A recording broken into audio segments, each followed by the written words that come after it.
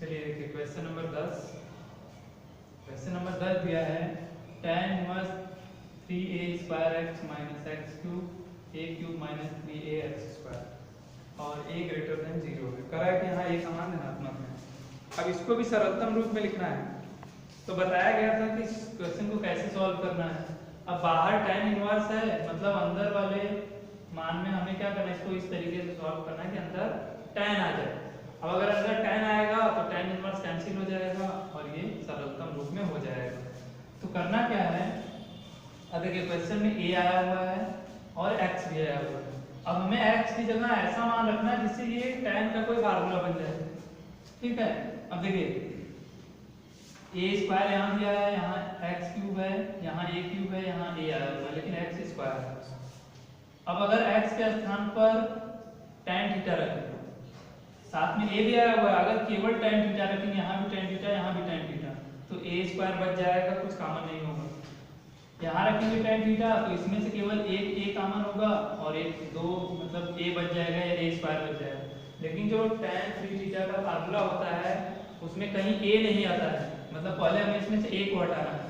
तो x के स्थान पर tan थीटा भी आना चाहिए और x को भी हटाना है। तो इसलिए मानेंगे, माना x equal to a tan theta, और बताए थे कि इसी जगह से हम लोग थीटा का मान भी निकाल लेते हैं x के पदों में।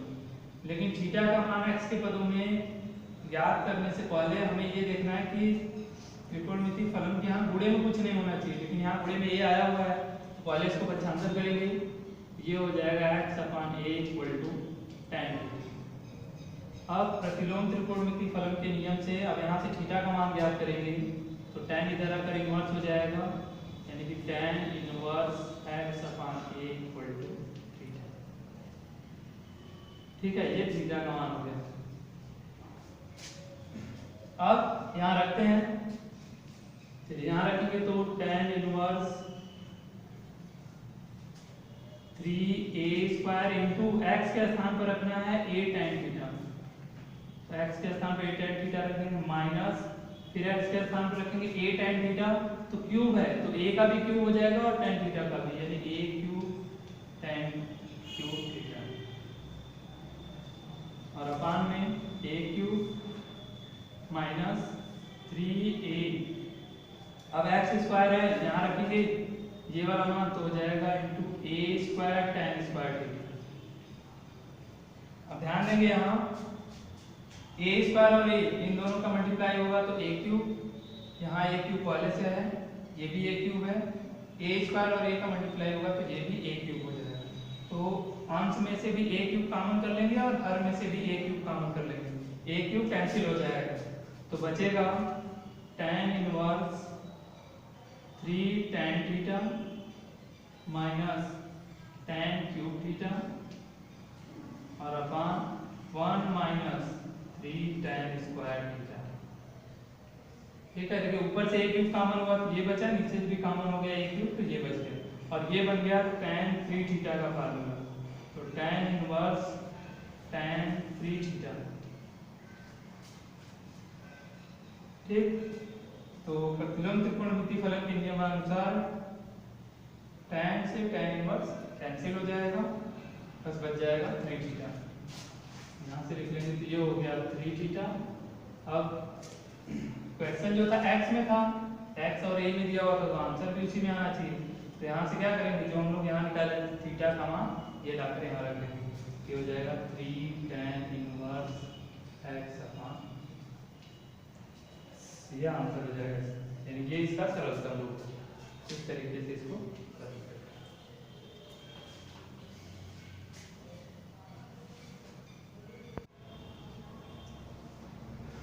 चलिए देखिए क्वेश्चन नंबर 11 दिया हुआ है tan इनवर्स 2 cos फिर ब्रैकेट में 2 sin इनवर्स 1/2।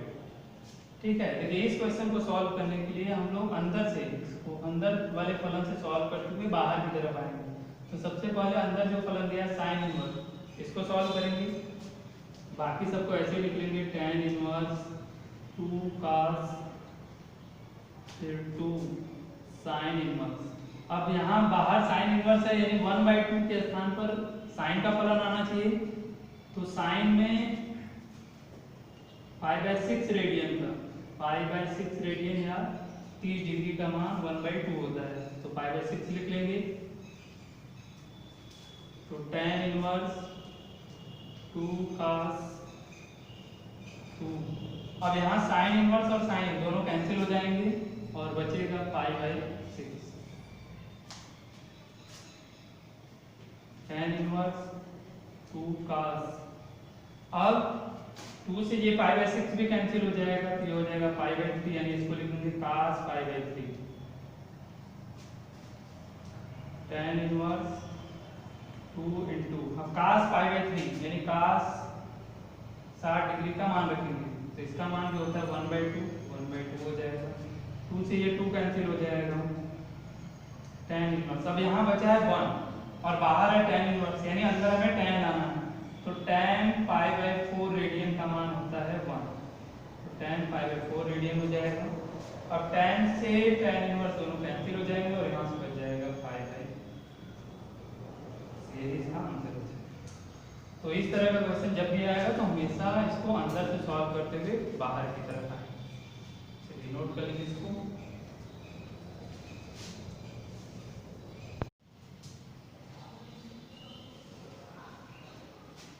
चलिए देखिए 14 नंबर क्वेश्चन दिया है कि यदि साइन ब्रैकेट में sine inverse 1/5 plus cos inverse x equal to 1, तो x का मान ज्ञात कीजिए। हमें इसमें x का मान ज्ञात करना है, तो क्वेश्चन जो दिया है उसको लिख लेते हैं। तो चूंकि साइन ब्रैकेट में sine inverse 1/5 plus cos inverse x equal to 1, अब हमें x का मान ज्ञात करना है, तो सबसे पहले बाहर वाले साइन को हटा दें। तो करना क्या है,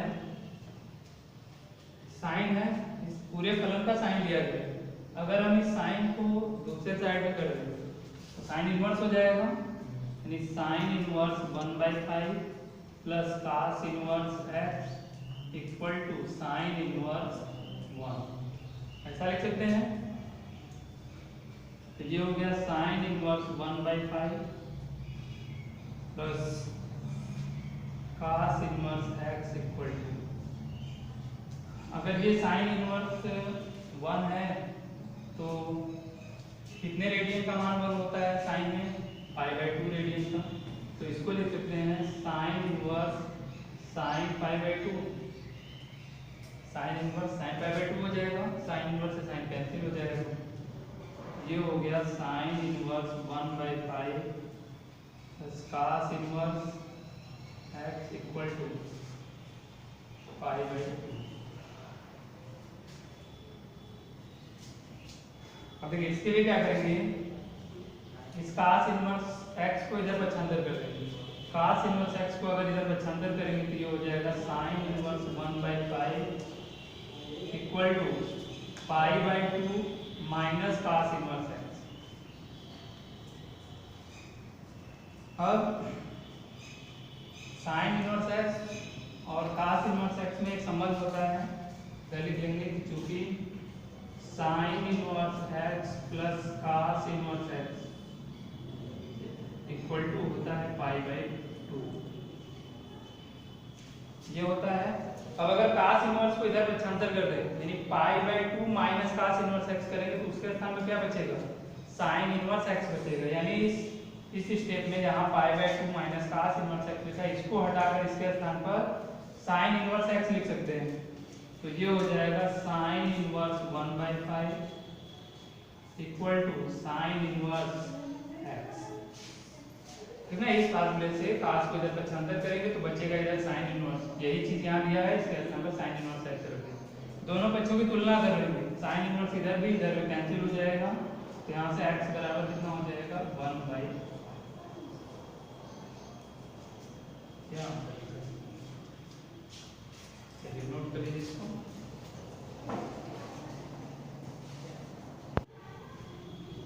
चलिए देखिए क्वेश्चन नंबर 16 दिया है कि साइन इनवर्स साइन 2π/3, अब हमें इसका मान ज्ञात करना है। अब देखिए क्वेश्चन में कहा नहीं है कि इस फलन का मुख्य मान बताइए ऐसा कुछ, बस कहा मान ज्ञात कीजिए। अब मान ज्ञात करने के लिए कहा है तो हम लोग मुख्य मान ही ज्ञात करेंगे। अब साइन इनवर्स साइन मतलब एक फलन का प्रतिलोम और दूसरा फलन जो नियम है उसके अनुसार ये दोनों तो कैंसिल हो जाएंगे, बच जाएगा 2π/3। लेकिन जो 2π/3 है वो साइन इनवर्स का जो मुख्य मान होता है, रेंज होता है, उसके बाहर हो जाएगा, तो ये हमारा जो मान आएगा वो गलत हो जाएगा। इसलिए क्या करेंगे, इसको पहले साइन इनवर्स का जो रेंज होता है उसके अंदर लाएंगे और उसका रेंज कितना होता है -π/2 से +π/2, यानी -90 से छोटा बड़ा और 90 से छोटा, यानी 90 से कम ही होना चाहिए। तो साइन इनवर्स तो वैसे ही रहेगा, इसको बदलेंगे। अब देखिए 2π/3 यानी कि 120 डिग्री है। अब 120 डिग्री दूसरे चतुर्थांश में है, हमें दूसरे चतुर्थांश में ही रहना है, लेकिन साइन जो है चेंज हो, साइन ही रहेगी, उसका नाम ना चेंज हो। तो दूसरे चतुर्थांश में साइन का मान धनात्मक होता है और दूसरे चतुर्थांश में दो तरीके से जाते हैं, 90 प्लस करके और 180 माइनस करके। अगर 90 प्लस करेंगे तो नाम चेंज हो जाता है, यानी कास रहा होगा तब साइन बनेगा, लेकिन वो ऋणात्मक हो जाएगा कास के लिए। साइन करेंगे तो ये कास में चेंज हो जाएगा। तो हम क्या करेंगे, इसको 180 में से माइनस करेंगे, यानी इसको लिखेंगे, साइन तो साइन ही रहेगा, इसको लिखेंगे 180 माइनस 60, ठीक।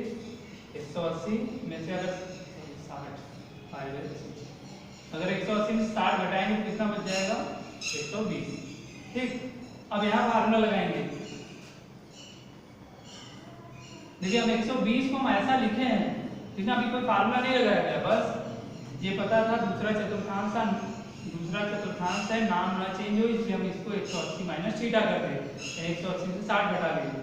अब हम यहाँ फार्मूला लगाएंगे, sine 180 minus theta, sine 180 minus theta sine theta ही होता है, यानी ये हो जाएगा साइन थीटा, थीटा के स्थान पर आ जाएगा π/3, ठीक है।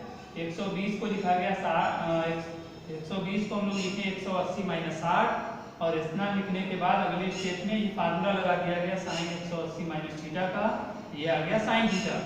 अब ये जो थीटा का मान है वो 90 से कम है, अब यहाँ साइन से साइन इनवर्स कैंसिल कर देंगे और ये हो जाएगा π/3 और ये इसका आंसर, ठीक है। तो मेन इसमें यही ध्यान रखना है कि ये हमारा जो मान है, मुख्य मान है, जो फलन दिया है उसके रेंज के अंदर ही आना चाहिए, उसके रेंज के बाहर ना होना चाहिए, तो गलत।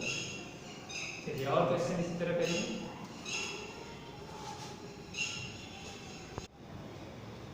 क्वेश्चन नंबर 18 देखें, दिया है कि tan ब्रैकेट में sin inverse 3/5 plus cot inverse 3/2, इसका मान ज्ञात करना है, ठीक है। अब मान ज्ञात करना है तो इसको देखिए सॉल्व कैसे करेंगे, फिर से बाहर वाले फलन को देखते हैं। बाहर आया है tan और अंदर प्रतिलोम वाले फलन, मतलब हमें इस पूरे को सॉल्व करके अंदर tan इनवर्स लाना पड़ेगा। पूरा सॉल्व होकर अगर tan इनवर्स अंदर आ जाएगा अकेले, वो tan इनवर्स इस tan को कैंसिल कर देगा और वही हमारा आंसर हो जाएगा। तो यानी इन दोनों को हमें क्या करना है, सबसे पहले इन दोनों को हम बदलेंगे tan इनवर्स में, ये भी tan इनवर्स, ये भी tan इनवर्स, बीच में प्लस है तो tan inverse x plus tan inverse y वाला फार्मूला लगाएंगे तो ये अकेला tan इनवर्स आएगा, जिससे ये tan कैंसिल होगा, ठीक है। तो नियम बताया गया था कि साइन इनवर्स को tan इनवर्स में, cot इनवर्स को tan इनवर्स में कैसे बदलेंगे, इस तरीके से बदल सकते हैं। या तो वो अगर याद है तो ठीक है, नहीं याद है तो त्रिभुज वाला भी नियम बताया गया है कि इसको त्रिभुज वाले तरीके से भी कर सकते हैं। तो चलिए इसको त्रिभुज वाले तरीके से ही कर लीजिए। पहले इसको बदलेंगे tan इनवर्स, इसको tan इनवर्स में बदलेंगे तो मान लेंगे, माना sine inverse 3/5 equal to a, तो साइन इनवर्स को उधर ले जाएंगे तो 3/5 इक्वल टू हो जाएगा साइन a। अब साइन a का मान है 3/5 और साइन बराबर होता है लंब बटा कर्ण, साइन थीटा बराबर होता है लंब बटा कर्ण। तो यहाँ से त्रिभुज बनाएंगे, ठीक है। मान लेते हैं जी ए है, ये कोण कोई ए रहा होगा, ए, यही कोण ए है। अब इसके सामने वाली भुजा लंब हो गई और कर्ण हो गया, तो आधार कितना हो जाएगा, देखिए इसका वर्ग, इसके वर्ग में से इसका वर्ग घटा देंगे, 25 में से 9 घटाएंगे 16, 16 का वर्गमूल 4, यानी आधार का मान 4 होगा। अब हमें इसको बदलना किसमें है, tan इनवर्स में, इसलिए अब tan का फार्मूला जैसे sin a बराबर 3/5, तो हम tan a का मान लिखेंगे। तो चूंकि tan a बराबर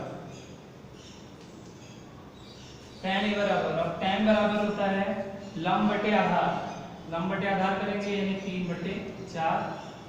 यहाँ से a का मान निकालेंगे तो ये हो जाएगा tan इनवर्स 3/4, और tan a किसको माना गया था, sin इनवर्स को, यहाँ लिख देंगे sin इनवर्स 3/5, sin इनवर्स 3/5 के स्थान पर ये बदलकर हो गया tan इनवर्स 3/4। अब यही मान यहाँ रखेंगे, तो इसको सॉल्व करते हैं।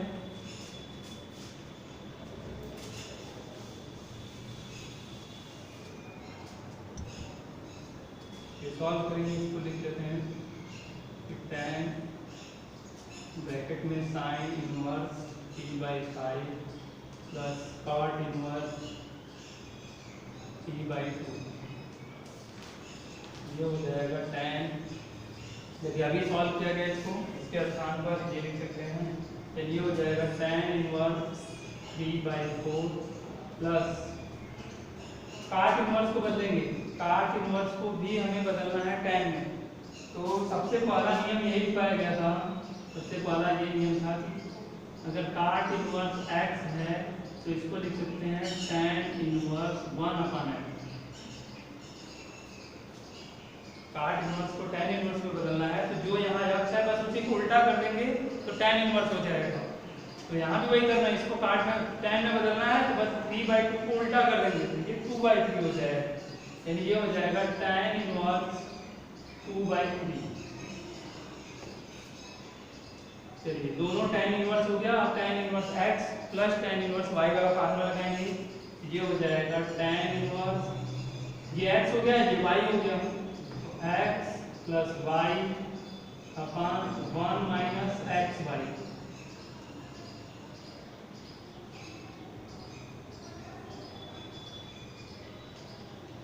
ये सॉल्व करते हैं, इसको लसा लेंगे तो 4 और 3 है तो लसा 12 हो जाएगा, तो 3 का गुणा कर लेंगे 9 प्लस 8 बटे, यहाँ भी गुणा करेंगे, कुछ कैंसिल होगा लेकिन कैंसिल नहीं करेंगे क्योंकि गुणा करेंगे तो लसा आसानी से कट जाएगा। ऊपर लसा 12 आया था तो ये सॉल्व हो गया, लसा 12 है।